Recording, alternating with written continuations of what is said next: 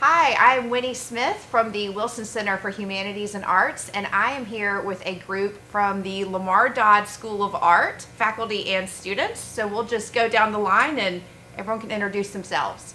Hi, I'm Keita Moore, and I am a wildlife major. And I'm Martijn. My major is being the teacher of this class and started this project. I'm Sophie James. I'm a double major in interdisciplinary art and women's studies. Hey, I'm Preston Harden. I'm an ecology major.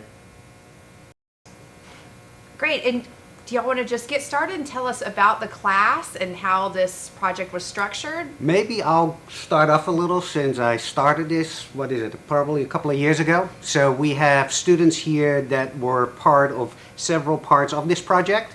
Keita and Preston were right at the beginning, and Sophie and Keita helped finishing it off.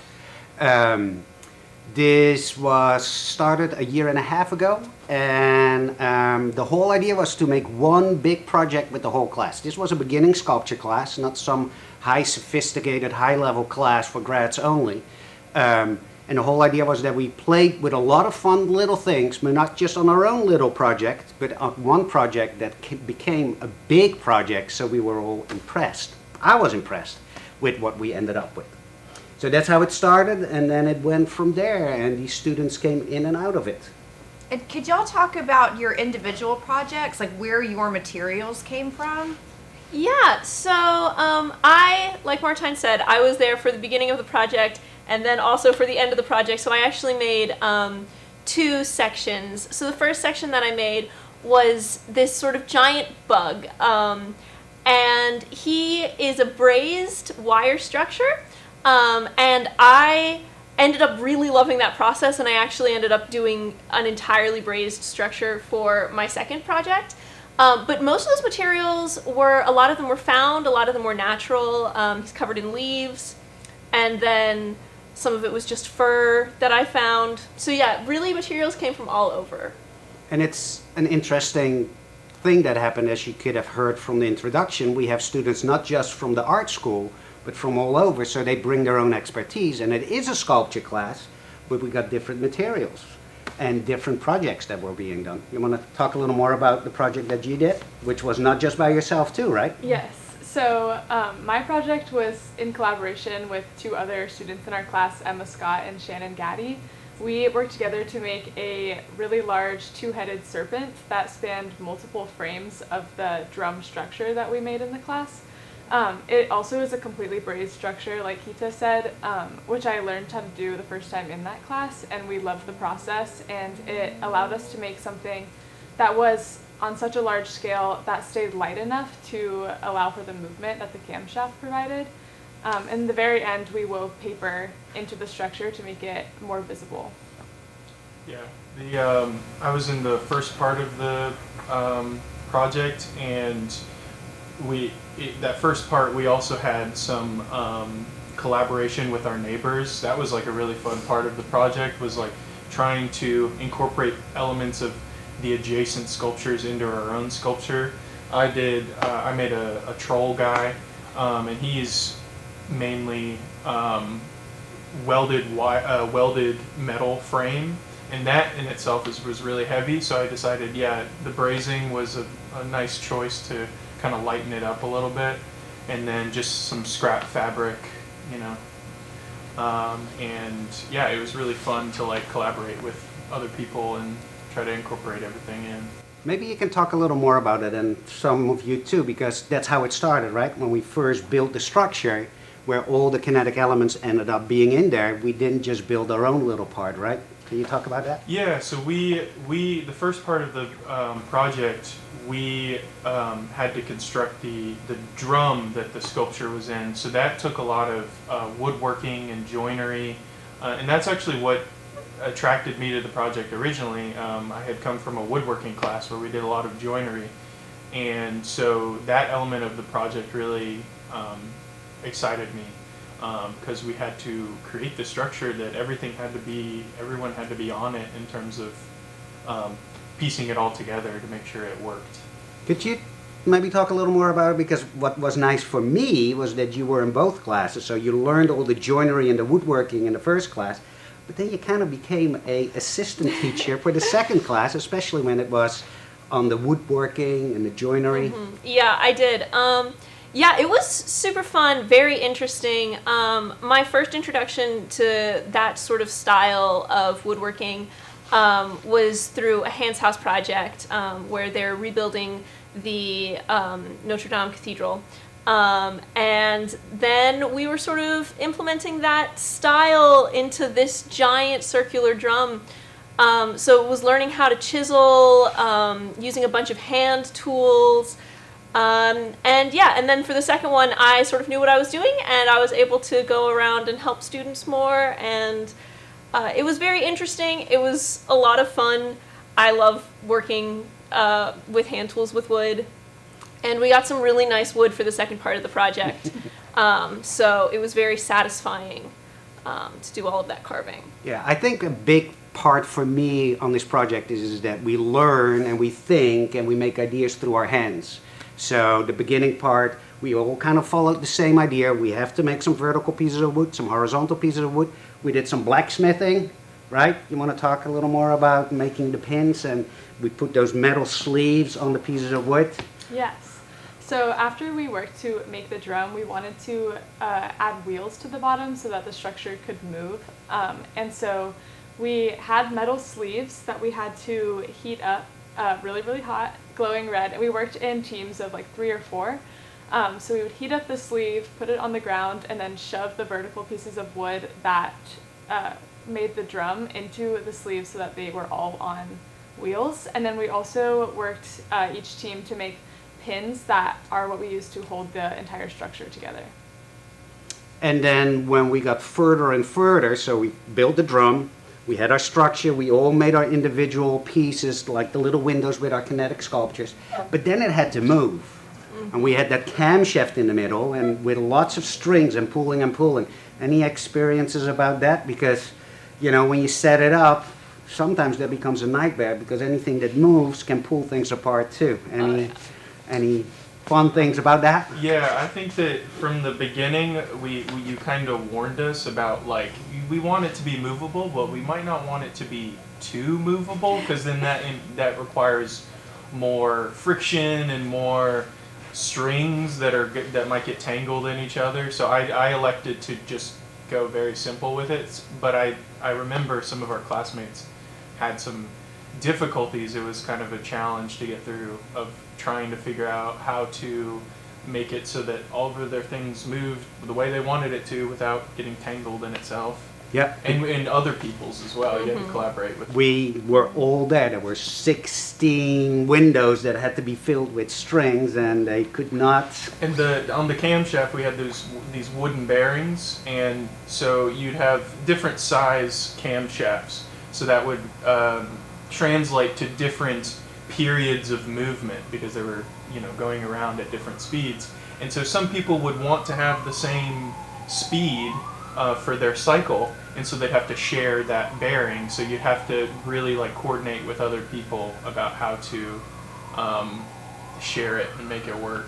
It really was a very collaborative piece, because even if you wanted to make your own part, you always had to consider other people. This project really started after we had a workshop with the Hands House people that came in. They're a non-profit organization, and they brought in this awesome project where they were recreating the roof structure of the burned down Notre Dame Cathedral in Paris, and it was a 1 to 10 scale.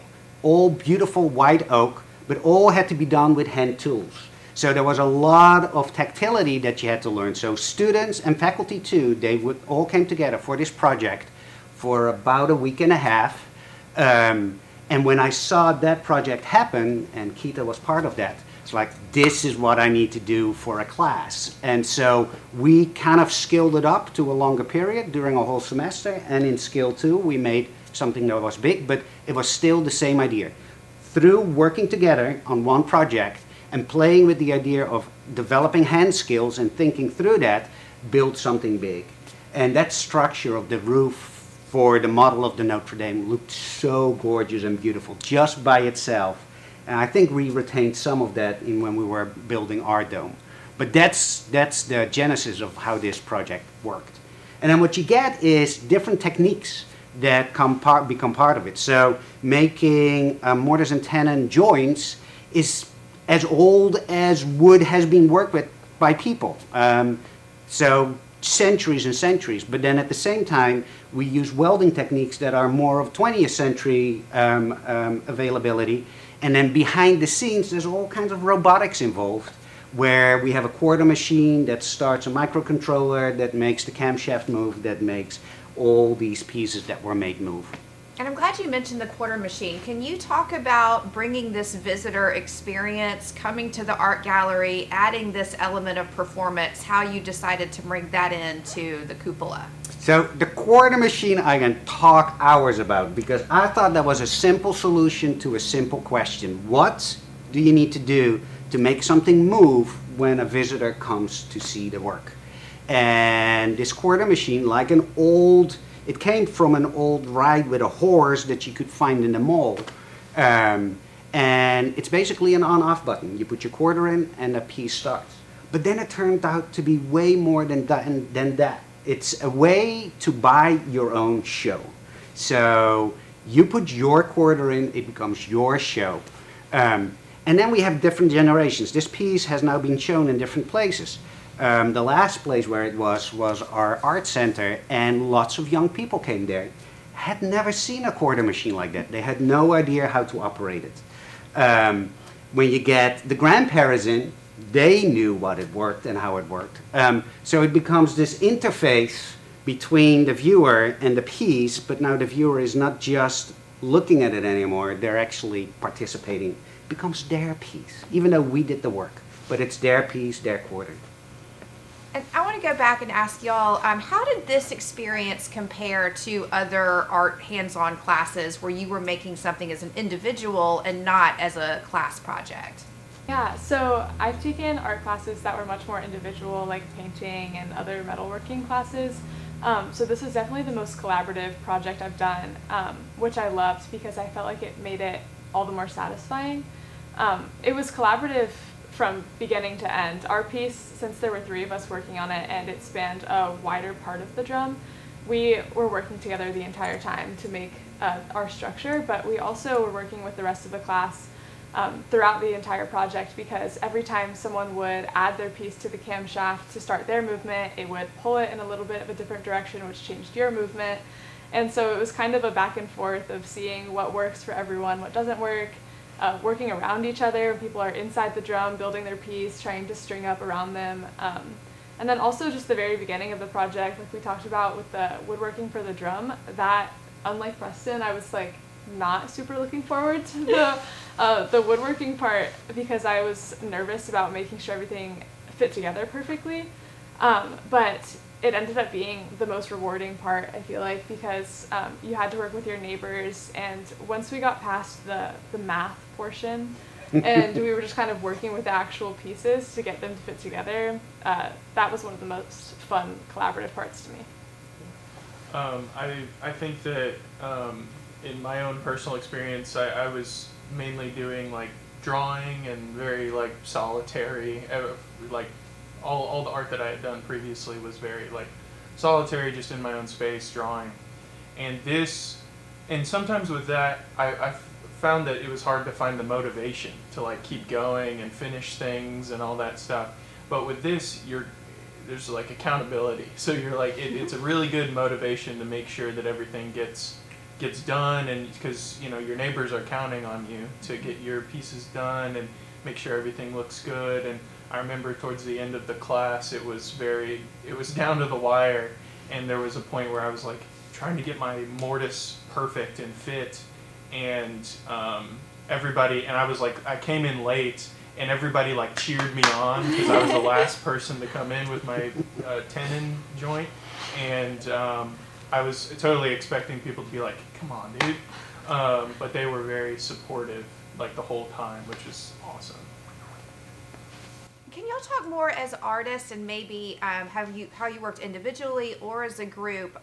Do you plan with drawings? Do you make miniatures and models? How do you figure out what you're going to create? So before they might tell you about it, there is a particular setup that I had for this in mind too. So We did do some painting and drawing, which felt very two-dimensional for a three-dimensional class. But I don't know if you guys remember, but I am always saying, like, your thinking is with your hands. You have to do it. You have to try it out. You have to mess up and make mistakes before you figure out what works. So my push is to have everybody get dirty hands rather than put all the thinking here and then just think that you have to build it and then you're done. Where the goal in the class is like, start here. You don't have to have a great idea because it happens when you build. But you guys might have a very different feeling about that when you were working on it. Yeah, so for me, it really depends just how clear of an image I have going into it. So for my first creation when I was making my giant bug, I didn't start off with any ideas. I was just drawing, trying to come up with something. Then I found these really cool images of bug legs, and I was like, "Ooh, I could do something with that." I ended up not doing anything with that, but it did lead me to bugs. And so I did make a couple of miniatures. And I will say, like Martijn said, I did all of that, and my end product looked absolutely nothing like what I had created initially. But that sort of got me to a point where I was like, okay, this is sort of the direction I want to go. And then with my second one, I had the wings. And the wings were really just a continuation of Bug because I had made wings for him, and I was like, this was so fun, and I could see just making them for him, I already had the vision of what I wanted to do. So I experimented a little bit, playing around with some other ideas, but I just kept coming back to these wings. So I didn't make any models. I only drew a couple pictures, and then I was like, I know what I want to do. I have it in my head. I'm going to go. And that one was honestly very much just, I had the idea, and I then created it. There was a lot less changing as it went, which again I think is sort of because it came from doing the Bug, so I already knew how the process was going to work and I already had the idea for a while. So yeah, for me it really just depends on what I'm making. I did a lot of going back and forth during the ideation for this project. Originally I was dead set on making something that related to sardines and fish, just because I thought they were really interesting looking. But the more I tried to sketch that out and think about how it would actually work, because we did a lot of ideation after we had already built the drum, I felt like I wasn't going to be able to get enough movement because the camshaft was so exciting. I had never made anything that moved before. Me and my neighbors decided that we wanted to make something just really big that had a lot of points of movement. So our goal to have it be as kinetic as possible kind of informed what our subject was. We wanted something that could slither and move in all different kinds of ways, that could interact with the frame. And so we kind of started with the goal of movement, and then that led us to our serpent. Yeah, and in the process, since a quarter of the drum is basically taken up by this creature, I mean, it literally grew through the whole thing, having to interfere with other people and stuff like that. Yes, yeah. Yeah, and I, like I said, I came from background in drawing, so I was very comfortable with like the drawing part of it, and I had an idea in my head about how I made a very detailed drawing of like what this troll face was going to look like and this design for the troll. And then I realized that, I got to get started actually making this stuff because I'd never really done sculptural stuff before. And so I got started, and I took a lot of ideas from our classmates. There was one person that made a head structure out of cardboard and then filled it in with paper. And I was like, oh my God, that's such a good idea. And I'd never thought about that. So I used that. They kind of inspired me to go in that direction. And then as I was building, I kind of created these like shapes with just the rough paper of it. And it just kind of like naturally grew into a totally different like image of what I was thinking of in the beginning. And I kind of leaned in more to like the kind of puppet, the puppet aesthetic. And I was like, I understand why why it looks the way it does is because you're creating like little visual shortcuts and like to make a face look like a face out of just like simple shapes. And that was a completely new experience for me to make that.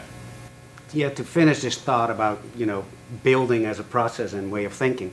Sculpture is interesting because it's dirty. It can be painful, splinters in wood, metal even worse.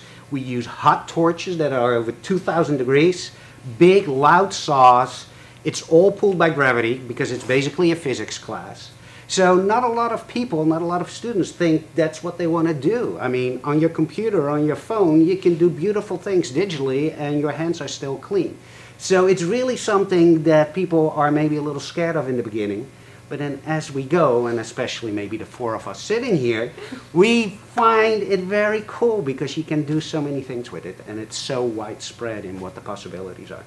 I have a question about repeating this experience. How did you decide, Martijn, that you wanted to continue this to another class? And at what level do you have to guide that production to maintain any kind of cohesiveness? And maybe you can speak to that too, since you joined in 2 classes. So cohesiveness has a very easy answer. Things come together. I don't have to interfere with that. Like, you put a bunch of people together, they do things, even when there's very spread around ideas, somehow it clutters together, it works. Teaching a class is really not that much different than building a sculpture. You start, and then you start to get an understanding of it, and then you want to do it again because there's other things you think of that could be different. Part of what we're doing in class is kinetic, it moves. And not everybody made things that would survive more than 5 minutes while it's moving, which is not a big problem. That didn't mean that there were some spots still open. So having 2 classes do kind of the same thing allowed for more possibilities that would work in an exhibition that was 2-3 months long. And we haven't really talked about this part. There's a dome that was built on top too that was a whole other class again.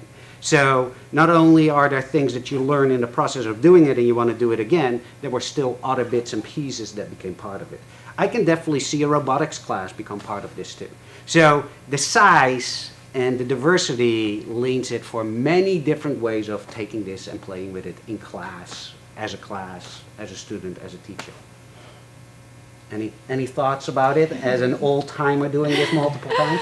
Yeah, I think as far as me wanting to do it again, it was definitely just because I learned so much in the first process. I'd never made anything kinetic before, and it really opened up just so many idea doors, and I was like, oh, I already had the idea for the wings, but I was like, even if I didn't do the wings, like, I have so many other ideas on how to make like a really cool sculpture with it. And the first time that I did it, I was also a little bit safe with the movement. My bug's head moves side to side, so he's kind of looking around. And I really like how that turned out, but I was like, I could use this more.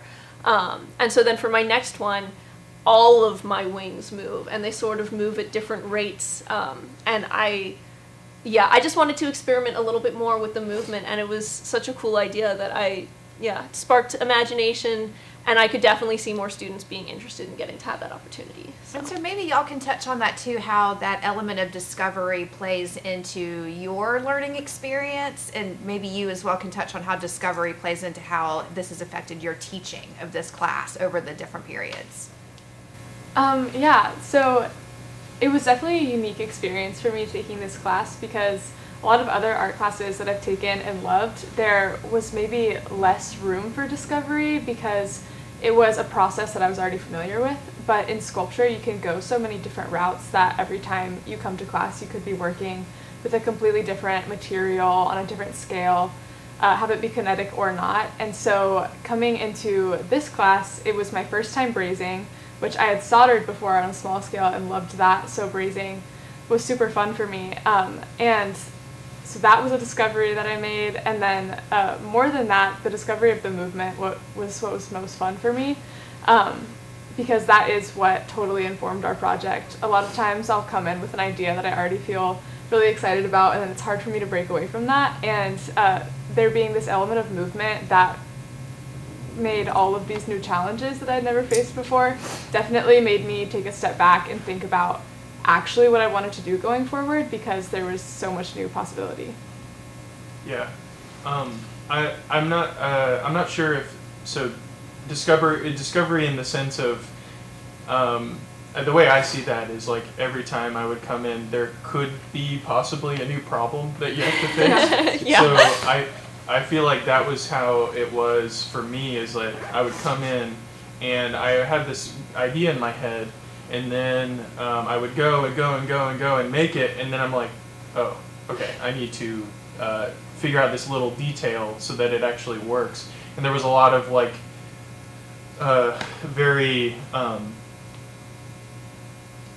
was a lot of trial and error with like how to fix things to certain other things, and we did the welding, which was really fun. That was one of my favorite parts, and so I was just going with welding, and I was like, okay, how am I going to attach everything else to the weld? And I didn't even think about that. But it's for me, you really have to, and I think for a lot of people, you really have to just do it, and then come to the problem, and then figure out the solution from there. Like, you can't plan everything out ahead of time.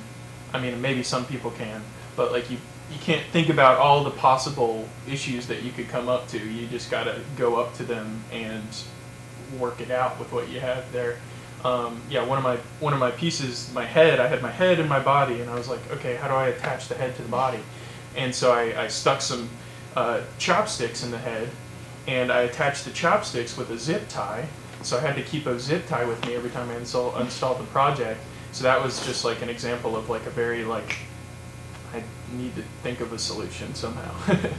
I think Preston just summed up what I think is the core of learning and teaching and the creative process. I think there's a misunderstanding of what creativity is.